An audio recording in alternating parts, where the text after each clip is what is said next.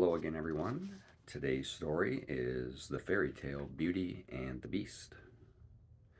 There once was a rich merchant who, through no fault of his own, lost his entire fortune.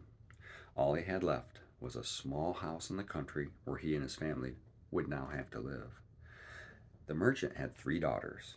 The youngest was so lovely that everyone called her Beauty.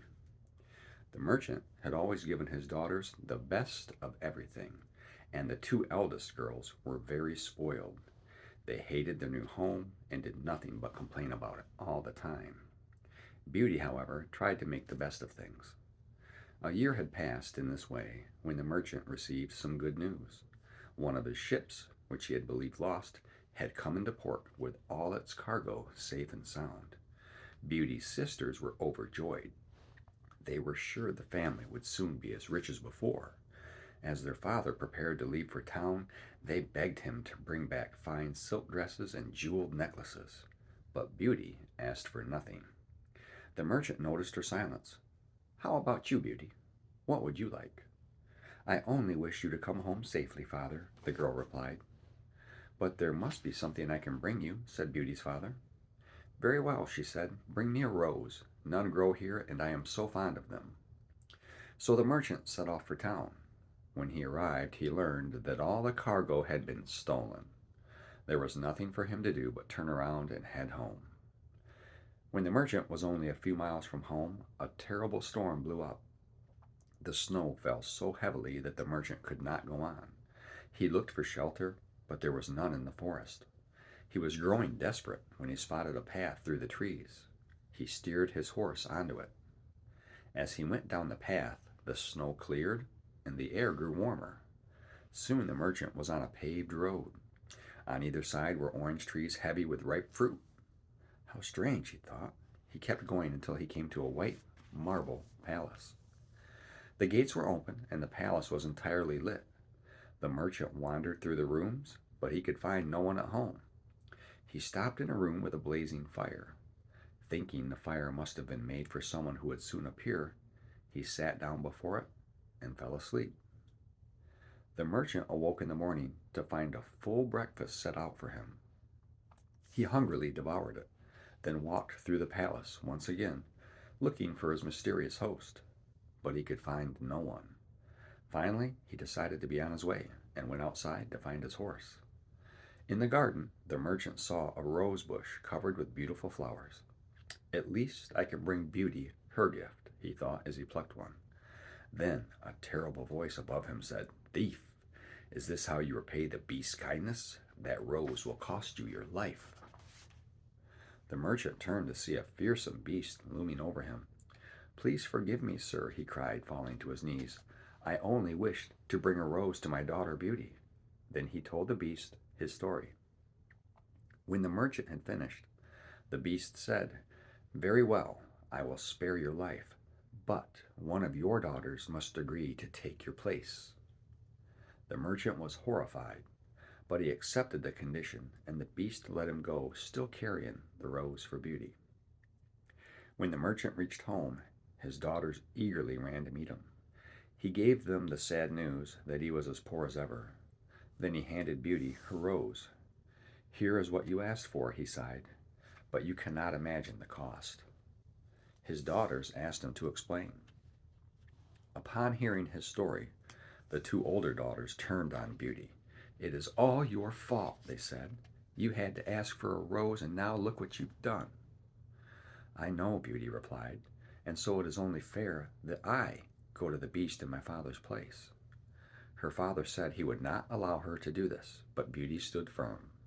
After a week had passed, Beauty and her father set out for the beast's palace. The journey passed quickly. Soon they were walking down the road lined with orange trees. Although Beauty was frightened, she could not help marveling at the beast's gardens. They were full of fruit and flowers, even though it was winter. As before, the palace was beautifully lit, but there was no one to be seen. Inside, a fire blazed in the same room, and a big meal had been set out. But Beauty and her father were both too upset to eat. After a while, the door opened, and in walked the beast. The beast was horrible to look at, but Beauty greeted him politely. He asked if she had come willingly, and she replied in a steady voice, "Yes, Beast." The Beast then told the merchant to go home, and he gave him 2 chests of gold to take with him. Beauty and her father thought they would never see each other again. They embraced, and the merchant reluctantly rode away. Beauty expected the Beast to kill her at once, but he left her alone. When it grew dark, Beauty found herself before a room with her name written above it in gold letters. The room had a graceful bed and a matching dressing table. The wardrobe was full of lovely gowns. Surely the Beast would not give me these things if he meant to kill me, Beauty thought. Then, feeling much better, she fell asleep. The next morning, Beauty awoke to find breakfast set out for her. All day long she amused herself by wandering through the palace. Sometimes she heard music and voices, but she saw no one. When evening came, Beauty found a delicious supper waiting for her in her room. She was just sitting down to eat when the Beast knocked at her door. "Beauty," he said softly, "may I please watch you eat?" Beauty trembled with fear, but she replied bravely, "Yes, Beast." So the Beast sat beside her, and they spoke of many things. To Beauty's surprise, the Beast was a pleasant companion. But at the end of the meal, the Beast asked, "Do you love me, Beauty? Will you marry me?" "How can I answer?" Beauty said. "Tell the truth," replied the Beast. "Then no, dear Beast," Beauty replied gently. "I cannot marry you." "Very well," the Beast said sadly. Every night the Beast asked Beauty the same question, and even though she refused him, he always treated her kindly. Soon Beauty began to enjoy living in the palace. Whenever she wished for anything, some embroidery thread or a kitten to keep her company, her wish was granted at once. She also grew very fond of the Beast, who was kind and generous to her. Despite his dreadful appearance, Beauty looked forward to the evenings when he would sit with her. Yet Beauty missed her family, especially her dear father, and she slowly grew pale and ill from longing. At last the Beast asked her what was wrong. "I only wish I could see my family again, dear Beast," Beauty replied. The Beast sighed. "If you go," he said mournfully, "it will be the death of me." "But I will only go for a month," Beauty promised. "Then I will come back and stay with you always." "Then go," said the Beast, "but be sure to keep your promise, or you will find me dead." The Beast gave Beauty a silver ring and told her to put it on that night and wish she were home. "Tomorrow morning you will be there," the Beast said, "and when you wish to come back to me, put the ring on your finger when you go to bed. Then turn it once and say, 'I wish to be with my dear Beast again.' By morning you will be here." That night Beauty filled a trunk with gifts for her father and sisters. Then she put on the ring and wished herself home. The next morning she was there. Her father was overjoyed. Her sisters pretended they were too.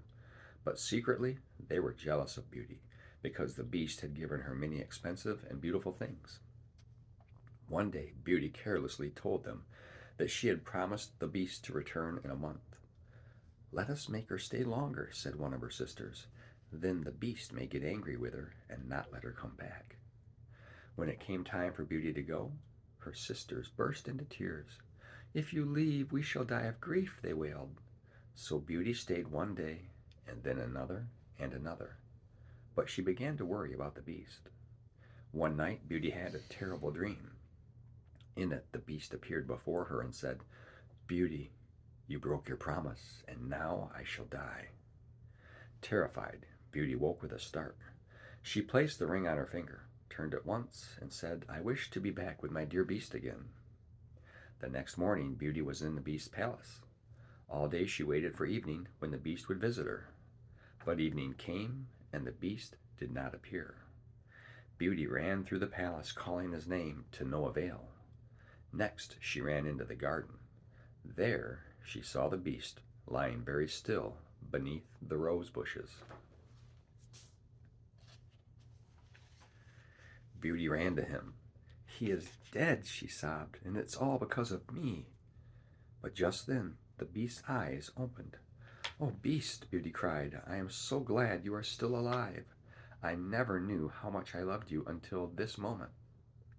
"Can you really love an ugly beast like myself?" the beast asked. "Yes," Beauty replied. "Will you marry me, Beauty?" "Yes, I will, dear beast." Then there was a bright flash of light, and the beast vanished. In his place stood a handsome prince. He told Beauty he had been placed under a spell by a wicked fairy. He was doomed to remain in the form of a hideous beast until some maiden should fall in love with him. Beauty's love had broken the spell, and now the prince wished to marry her. The prince took Beauty back to the palace and introduced her to his mother and father, who, under the wicked fairy's spell, had been invisible. Then Beauty sent for her father and her sisters. She told them of the prince's spell and the coming wedding. And so the marriage of Beauty and her prince was celebrated with great joy, and they lived happily ever after.